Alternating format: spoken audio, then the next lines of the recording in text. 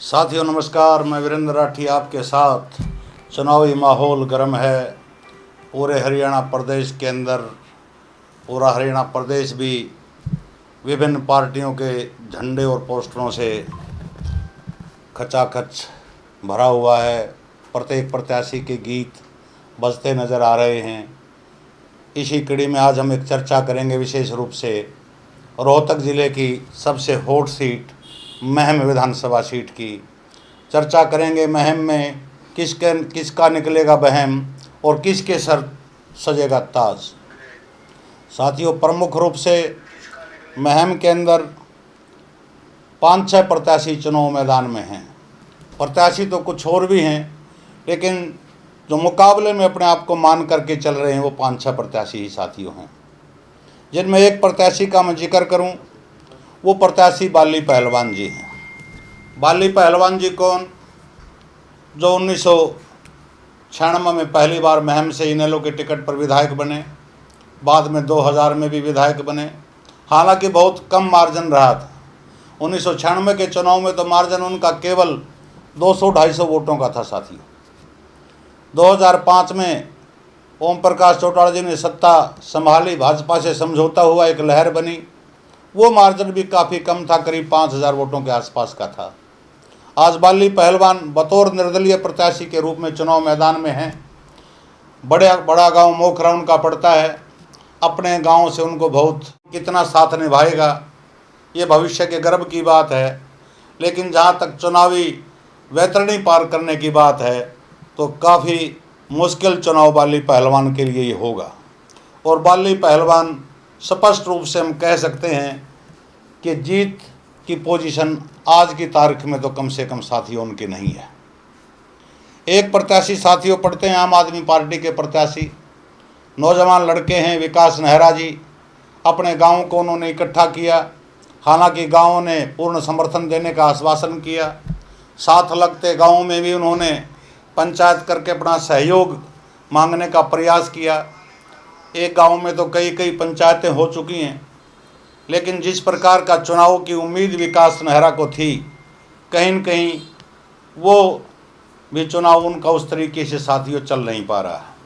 एक बार तो ऐसा लग रहा था चुनाव से पहले कि जब पूरा गांव एकत्रित होकर के उनका साथ देगा और गांव के साथ लगते जो गांव हैं अगर वो उनके समर्थन में आ जाएंगे तो एक चुनावी माहौल जो होता है उसमें अपनी दमदार उपस्थिति वो दर्ज करवा पाएंगे। लेकिन आज की वर्तमान स्थिति में कहीं न कहीं उनका चुनाव भी थोड़ा कमज़ोर तो हम कह सकते हैं कि जो दमदारी वाला चुनाव होना चाहिए था वो चुनाव हम नहीं देख पा रहे हैं साथियों। तीसरा जो प्रत्याशी साथियों, शमशेर खरकड़ा की धर्मपत्नी, जो भारतीय जनता पार्टी की टिकट चाह रही थी। पीछे शमशेर जी ने भी 3 चुनाव साथियों लड़े थे, कामयाबी नहीं ले पाए थे, लेकिन अब की बार भारतीय जनता पार्टी ने साथियों उनका टिकट ही काट दिया। तो बतौर निर्दलीय प्रत्याशी के रूप में उनकी धर्मपत्नी राधा अलाव जी चुनाव मैदान में आई। महिलाओं के अंदर विशेष पकड़ का वो दावा कर रही हैं, लेकिन भारतीय जनता पार्टी की टिकट पर अब अगर वो होती तो चुनाव का नज़ारा कुछ और होता। लेकिन अपनी तरफ से एक दमदार उपस्थिति साथियों वो जरूर दर्ज करवाती हमें नज़र आ रही है। उनका चुनाव ज़्यादा मजबूत ना कह करके हम कमज़ोर भी नहीं कह सकते। जो समय के हिसाब से चुनाव चलना चाहिए था वो चुनाव साथियों उनका ठीक चला हुआ है। लेकिन कहीं न कहीं जब एक बात चल जाती है कि अतीत में 3 चुनाव उनके पति हार चुके हैं तो कहीं न कहीं वो दबाव उनके ऊपर और उनके भाषणों में साथियों साफ झलकता है। कहने को तो उनके समर्थकों ने नारा भी दिया है कि अब की बार राधा पार, लेकिन जनता का फैसला क्या आएगा ये 5 तारीख को मतदान होगा साथियों, और 8 तारीख को मतों की गिनती होगी। पूर्ण रूप से तो स्थिति वहाँ पे स्पष्ट होगी। एक प्रत्याशी साथियों भारतीय जनता पार्टी के दीपक श्रीनिवास हुड्डा जी आए। दीपक निवास हुड्डा भारतीय जनता पार्टी से, उनका गांव महम हल्के के अंदर साथियों नहीं लगता है। ना ही कोई ऐसी पकड़ है कि सामाजिक क्षेत्र में उन्होंने किसी प्रकार का कोई कार्य किया हो। तो उनका चुनाव तो जितने प्रत्याशियों का अभी तक हमने चर्चा किया है, कहीं न कहीं पार्टी वोट बैंक का जो कोर वोट बैंक है उसी के सहारे वो मान करके बैठे हैं कि तुम्हारा चुनाव चल पड़ेगा। लेकिन चुनाव में दीपक निवास हुड्डा जी का चुनाव बाकी प्रत्याशियों के मुकाबले साथियों काफ़ी पिछड़ा हुआ चुनाव है। अब प्रमुख प्रत्याशी साथियों जो बचते हैं, हमने 4 प्रत्याशियों की चर्चा की, जिसमें राधा अलाव जी की चर्चा की, विकास नेहरा जी की, बाली पहलवान जी की और दीपक निवास हुड्डा की, भाजपा प्रत्याशी की हमने चर्चा की। अब साथियों 2 चुनाव में प्रत्याशी मुख्य रूप से बचते हैं। एक प्रत्याशी हैं बलराज कुंडू। पिछली बार का चुनाव बलराज कुंडू जी जीत गए थे। अब की बार बलराज कुंडू जी जो पिछला चुनाव निर्दलीय के तौर पर जीते थे, अपनी पार्टी का उन्होंने गठन किया और अपनी पार्टी के निशान पर साथियों चुनाव लड़ रहे हैं। लेकिन कहीं न कहीं कठिनाइयों का सामना उनको भी करना पड़ रहा है।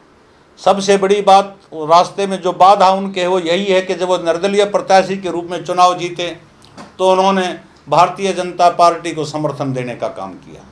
जब कहीं किसान आंदोलन की बात आई तो उन्होंने अपना समर्थन वापस लिया, यानी कि सरकार के वो अंदर और बाहर होते रहे।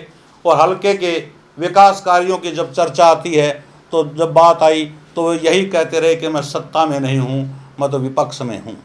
जनता को साथियों काम चाहिए। आप सत्ता पक्ष में हैं, विपक्ष में हैं, बतौर विधायक आप विपक्ष में रहते हुए भी बहुत कुछ कर सकते हैं। ऐसा प्रयास कुछ उन्होंने किया भी होगा, लेकिन पूर्ण रूप से अपने आप का चुनाव में वो पैरेलल तो खड़े हैं, मुकाबले में तो खड़े दिखाई दे रहे हैं। लेकिन पिछला जो चुनाव था, जिस प्रकार का बूम और बूस्ट उनके चुनाव को मिला था, अब की बार कहीं न कहीं थोड़ी कमी उनके चुनाव में महसूस होती नज़र आ रही है। क्योंकि इसका प्रमुख कारण क्या है कि कांग्रेस के प्रत्याशी जो चुनाव मैदान में हैं वो बलराम दांगी के रूप में हैं। और बलराम दांगी जी कौन हैं? जिनके पिता मैम से साथियों 9 चुनाव लड़ चुके हैं। पहले 2 चुनाव रद्द हुए, 4 बार वो चुनाव जीते, 3 बार वो चुनाव हारे। लंबा चौड़ा एक्सपीरियंस चुनाव का। और उनके पिताजी ने अब की बार चुनावी राजनीति से वो बाहर हुए, अपने बेटे को टिकट दिलाया। उनके बेटे बलराम सिंह दांगी जी हैं। और बलराम दांगी जी का हौसला इसलिए ज़्यादा बुलंद मैं मान करके चलता हूँ कि 3-4 महीने पहले जो लोकसभा का चुनाव देश के अंदर साथियों हुआ था, महम क्षेत्र से जो करीब 53-52 हज़ार वोटों की जो लीड आई थी, उसमें एक अहम योगदान जो था वो बलराम दांगी का भी था। और बलराम दांगी का चुनाव को इसलिए ज़्यादा बल मिला हुआ है कि युवाओं के अंदर उन्होंने अपनी लोकप्रियता बढ़ाई है। ज़्यादातर युवा चेहरे उनके साथ जुड़े हुए हैं। बुजुर्ग जो उनके पिताजी के चहेते थे, जो उनके समर्थक थे, वो भी एजिट उनके साथ खड़े हैं। और युवाओं के अंदर जो पैठ बना करके बलराम सिंह दांगी जी ने जो चुनाव प्रचार अपना उठाया हुआ है, उसके बूते उनका पलड़ा आज कहीं न कहीं हमको महम में भारी दिखाई दे रहा है। लेकिन साथियों ये चुनाव है। चुनाव में जीत और हार जब मतों की गिनती हो जाती है तो उसके बाद तय होती है। तब तक सभी प्रत्याशी अपने को मुकाबले में मान करके चलते हैं और मुकाबले में होते भी हैं। चुनाव का पता नहीं होता कब किस तरफ किसका चुनाव उठान पर आ जाए और किसका चुनाव थोड़ा मोटा इधर उधर डगमगा जाए। तो सभी प्रत्याशी अपने लिए जोर आजमाइश महम के अंदर कर रहे हैं। लेकिन जिस प्रकार की स्थिति हमें आज महम की नज़र आ रही है, वर्तमान परिदृश्य में तो बलराम दांगी निश्चित रूप से बाकी प्रत्याशियों पर हमें बढ़त बनाए हुए वहाँ पर साथियों साफ तौर से दिखाई दे रहे हैं। अगली हमारी जो साथियों चर्चा होगी वो किसी और विधानसभा के ऊपर चर्चा होगी और अगली वीडियो हम जल्द ही आपके समक्ष लेकर के आएंगे। तब तक के लिए शुक्रिया।